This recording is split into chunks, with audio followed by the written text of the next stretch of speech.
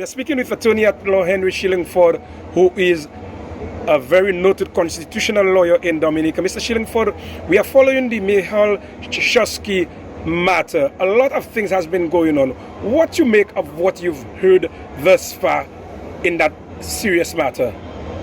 Well, I really haven't gotten much into it, I must say. The idea of the whole international criminality that this government has been involved with is quite embarrassing. Remember, Choski is not the first one. There have been many others.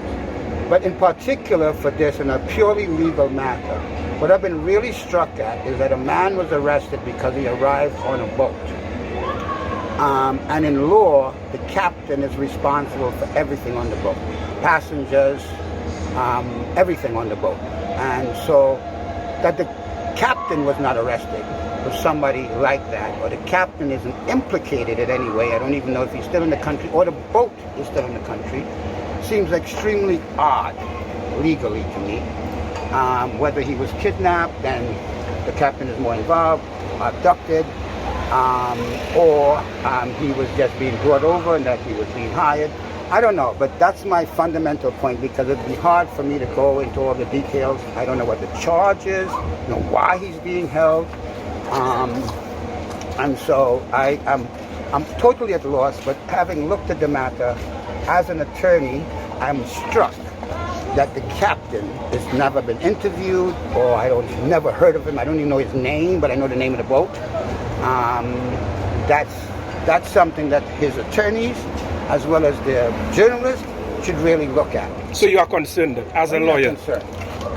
I'm concerned about everything. I'm concerned about your welfare. I'm concerned about everything. That's my issue. Mr. Shillingford, what about the argument that he should be sent back to India or handed over to the Antigua government? What would you say should be done if you... No, well, if whatever, but I'm just saying they have to go past the point of the captain first. Why he was here, why the captain brought the boat here and everything, right? So the captain, you really have to start from where you start. Okay. And then as far as that issue, that's absurd. The fact is that if he's been deported by anybody, it is Antigua. He has no passport in Dominica. He didn't enter Dominica legally. In fact, Dominica can have an argument with Antigua how they letting people leave their land and come here. But it's the whole joke that the OECS is 6 separate nations. It's a joke. And the only thing they can play at is with passports, because they have the same money, one central banker, and one chief justice, one law. I will let your listeners, I've been telling lawyers this for the last 10 years, it's one country. How far your writ runs, how far your coin runs, is what a nation is.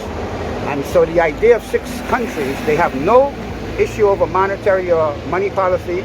They can't say nothing about law and the legal structure. And so all they can do is appoint ambassadors.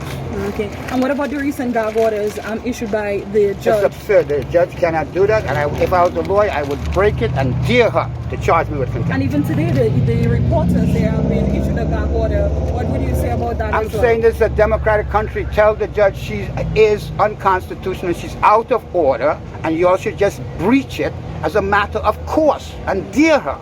But concerning that very situation involving the matter with Mr. Choski, do you think, based off all the confusion and confusing information we got, that this actually came from the very top itself? What top of what? The top meaning the heads of governments in both Antigua and in Dominica. Do you think it could be possibly related to them, indirectly or directly? I'll just tell you something else, that the whole comedy of Dominica. I want you to find another event in the world where foreign troops enter the country the day before election, when that person who is about to be elected has just been exposed for major international economic crimes. You answer that question, I'll answer yours. Well, like most Dominicans are perplexed by the situation, because there seems to be no clarity as to what the position is. Now, somebody claims that they were kidnapped on a Friday, and they appeared in Dominican, they were intercepted in Dominica or met in Dominica on the Sunday, The gentleman arrives in police headquarters, which is in the capital here, on the Monday. So what happened between Sunday and the Monday? Why did it take a day for him to get to the headquarters? 2, if you encounter somebody in the harbor, anywhere in Dominica, anywhere in the world right now because of the pandemic, there would be some type of quarantine, some type of procedure or protocol that would follow. The police are not wearing any protective gear. The gentleman is brought to headquarters on the Monday, although I have my suspicion that he might have been in Dominican waters from the Friday. You know, was he 12 miles out? Was he in the middle of the ocean? Where exactly was he? If you have clearance documents for a ship that he traveled on allegedly, why is there only 2 people and 3 crew members? But then again, the question should be to the agent who cleared the ship. Did you check the hull? Did you go into the ship to determine whether any other passengers were on board? And I don't think that normally happens. People just normally present themselves. Those who wish to come off the ship, for example, will then clear and say, I'm in the ship and I need clearance and blah, blah, blah. But those who are in the hull of the ship may remain there. So the police, Dominican police have a lot to explain. Now, if the gentleman says that he was in fact beaten, kidnapped and beaten, gagged and so on, and he appears to have physical signs of bruising, although they say, well, he could have inflicted it himself, but in areas that you don't normally see somebody, if you're killing somebody of self-inflicted wound, you know, you see his eye, you see the shape of his eye, you see inside his eye, you see his face, you see a lot of bruising all over his body.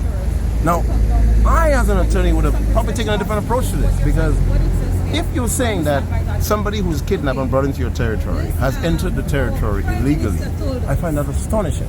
Now, if that's the case, the first thing I would do as an attorney, as he appears before the court charged, I would say, well, I'm sorry, but the first application we have to deal with is an application well known in British legal traditions, which is abuse of process, misconduct of the investigation at the time of the investigation. Now listen to this. If in fact the Indian, as it's been alleged, I mean I wasn't there, the Indian agents who interacted with him on the Friday when he was kidnapped, having been lured on a honey trap by a female who has not been fully identified yet. Now, those Indians, if they're in fact Indian agents from the Indian government, that would automatically mean that India cannot be guaranteed at giving this gentleman a fair trial if they are really involved in giving him a beating before he even leaves the territory in Antigua. So first thing I think they should do, judicial review. Yes, they have done that. Corpus corpus, yes, they have done that. But if he is forced, like by the judge yesterday, to listen or accept the charge in the magistrate's court, then the first thing they ought to have done is file an application for abuse of process, the misconduct of the police at the state, and which this would affect any intention to either render him unlawfully to India or to deport him, because essentially if the Indians were responsible for beating him, it means clearly they cannot guarantee him a fair trial, and therefore they should not be allowed to send him to India or anywhere else. And if in fact this business of the Antiguans are saying that they wouldn't allow him back in the country, he entered this country or was brought to this country against his will as a Commonwealth citizen, and therefore he should be allowed to stay here. If at all this is the case, I'm not saying that I support what he may or may not have done in terms of the allegation, but once you start beating somebody before you even start investigating properly, right, I think at that point you lose any chance that you may have had to properly engage this person in any criminal matter, because the police must operate on the law. They must operate on the law.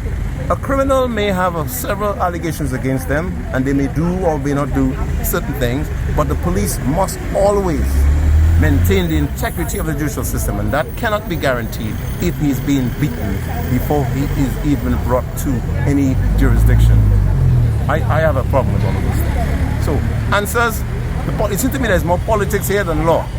It's politics than law. It seems to me it may have been an attempt of an extrajudicial rendering, as opposed to this issue of somebody being brought to court, being charged, and then the issue of where the person is repatriated to, whether it's Antigua, any of those things. That's the point.